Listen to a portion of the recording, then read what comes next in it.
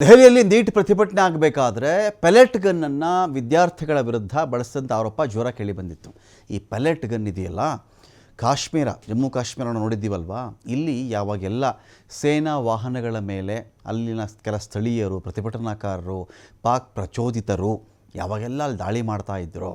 ಈ ಪ್ರತಿಭಟನೆ ಹತ್ತಿಕ್ಕಬೇಕಾದ್ರೆ ಏನು ಮಾಡಿದ್ರು ಅಂತ ಹೇಳಿದ್ರೆ ಅಲ್ಲಿನ ವ್ಯವಸ್ಥೆ ಪೆಲೆಟ್ ಗನ್ ಬಳಸೋಕ್ಕೆ ಶುರು ಮಾಡಿದ್ರು.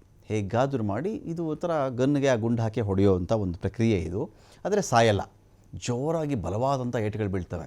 ಪ್ರತಿಭಟನಾಕಾರರಿಗೆ ಈ ಗನ್ನಿಂದ ಫೈರ್ ಆಯಿತು ಅಂತ ಹೇಳಿದ್ರೆ ಕಾಲಿಗೆ ಬುದ್ಧಿ ಹೇಳಲೇಬೇಕು ಅವರು, ಆ ರೀತಿಲಿ ಇರುತ್ತಿದ್ದು. ಅವರೆಲ್ಲ ಕಲ್ಲು ಹೊಡೆಯೋದು, ಸೈನಿಕ ವಾಹನಗಳಿಗೆ ಬೆಂಕಿ ಹಚ್ಚೋದು, ಆ ಗಾಜುಗಳು ಪುಡಿ ಮಾಡೋದೆಲ್ಲ ಮಾಡ್ತಾ ಇದ್ರಲ್ಲ, ಅವ್ರ ಮೇಲೆ ಇದು ಬಳಸ್ತಾಯಿದ್ರು. ಸರಿ, ಇದಾದಮೇಲೆ ಇಲ್ಲೇನಾಗಿದೆ ಅಂದರೆ ಜೆನ್ ಝಿ, ವಿಶೇಷವಾಗಿ ನೀಟ್ ಪ್ರಶ್ನೆ ಪತ್ರಿಕೆ ಸೋರಿಕೆ ಪ್ರಕರಣ ಆದಂಥ ಅನ್ಯಾಯಕ್ಕೆ ಸಂಬಂಧಪಟ್ಟಂತೆ ವಿದ್ಯಾರ್ಥಿಗಳು ಪ್ರತಿಭಟನೆ ಮಾಡ್ತಾ ಇದ್ದರೆ ಆ ವಿದ್ಯಾರ್ಥಿಗಳಿಗೆ ಗುರಿ ಇಟ್ಟು ಹೊಡೆದಿದ್ದು ಯಾವುದರಲ್ಲಿ ಅಂದರೆ ಈ ಪೆಲೆಟ್ ಗನ್ನಿಂದ ಅಂತೇಳಿ ಆರೋಪ ಕೇಳಿ ಬಂತು. ಪೆಲೆಟ್ ಗನ್ ಯಾಕೆ ಬಳಸಿದ್ರಿ? ಲಾಠಿ ಚಾರ್ಜು ಆಗ್ತಾಯಿದೆ. ಕೆಲವರು ಪೊಲೀಸ್ ಯೂನಿಫಾರ್ಮಲ್ಲೂ ಇಲ್ಲ, ಸೇನಾ ಯೂನಿಫಾರ್ಮಲ್ಲೂ ಇಲ್ಲ, ಯಾರು ಲಾಠಿ ಹಿಡ್ಕೊಂಡು ಬಂದು ನಿಂತಿದ್ದಾರೆ, ಅದನ್ನು ವೀಡಿಯೋದಲ್ಲಿ ಆಚೆ ಬಂತು. ಇವರೆಲ್ಲ ಯಾರು? ಇವರೆಲ್ಲ ಯಾಕೆ ಬಂದಿದ್ದಾರೆ? ಇವ್ರು ಯಾಕೆ ಇಲ್ಲಿ ಎಲ್ರಿಗೂ ಹಲ್ಲೆ ಮಾಡ್ತಾ ಇದ್ದಾರೆ? ಇನ್ನು ಕೆಲವರು ಒಂದಷ್ಟು ಮಿಲಿಟರಿ ಡ್ರೆಸ್ಸಲ್ಲಿದ್ದಾರೆ, ಬ್ಯಾಡ್ಜೇ ಇಲ್ಲ, ಯಾರ ಹೆಸರೇ ಇಲ್ಲ, ಪೊಲೀಸರು ಅವ್ರಿಗೂ ಹೆಸರಿಲ್ಲ, ಕೆಲವರು ವೇಷಗಳಲ್ಲಿದ್ದಾರೆ. ಇದೆಲ್ಲ ಆರೋಪ ಬಂತಲ್ಲ. ಇದರ ಮಧ್ಯನೊಬ್ಬನಿಗೆ ತುಂಬ ತೀವ್ರವಾಗಿ ಪೆಲೆಟ್ ಗನ್ ಬಳಸಿ ಹೊಡೆದಿದ್ದಾರೆ ಅಂತ ಆರೋಪ ಇತ್ತು. ಪ್ರತಿಭಟನೆ ಜೋರಾಯ್ತಿದು. ಇಲ್ಲ, ಕೇಸ್ ದಾಖಲಿಸಬೇಕು ಅಂಥೇಳಿ ಕೇಸ್ ದಾಖಲಾಗಿರಲಿಲ್ಲ.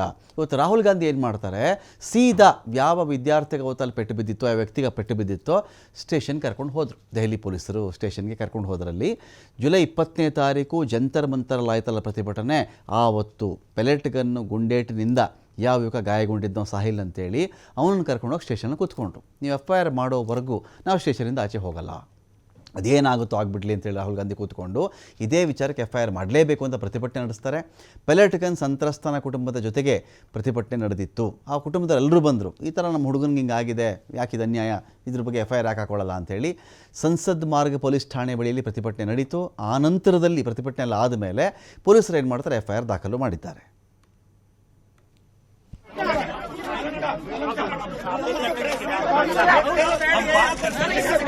भैया रुको, ये सर टेबल लगा, टेबल पे आओ, यही टेबल पे चलो, आ जाओ, ठीक है, चलो।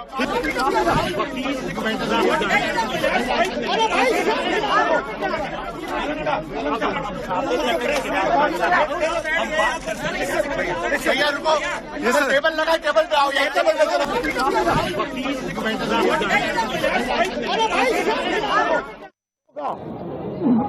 तब तक हम यहाँ से नहीं हिलने वाले हैं। सिंपल सी बात है, FIR करना होगा। इस देश में लाखों लोगों के साथ ये अन्याय होता है, महिलाओं के साथ होता है, जिनका रेप किया जाता है उनके साथ होता है, गरीबों पर ये किया जाता है, हर रोज किया जाता है। और ये नई दिल्ली में कनॉट प्लेस में आपकी आंखों के सामने किया जा रहा है। इसीलिए हम सिर्फ एक मांग है हमारी, FIR, DDR और जो इन्वेस्टिगेटिव ऑफिसर है उसका आप नाम हमें बता दीजिए, हम चले जाएंगे। हम सिर्फ इस परिवार के लिए न्याय मांग रहे हैं। और हमें बताया जा रहा है कि हिंदुस्तान में युवा पर गोली चलाई जा सकती है। दिखाइए, यहाँ दिखाइए, युवा पे गोली चलाई जा सकती है।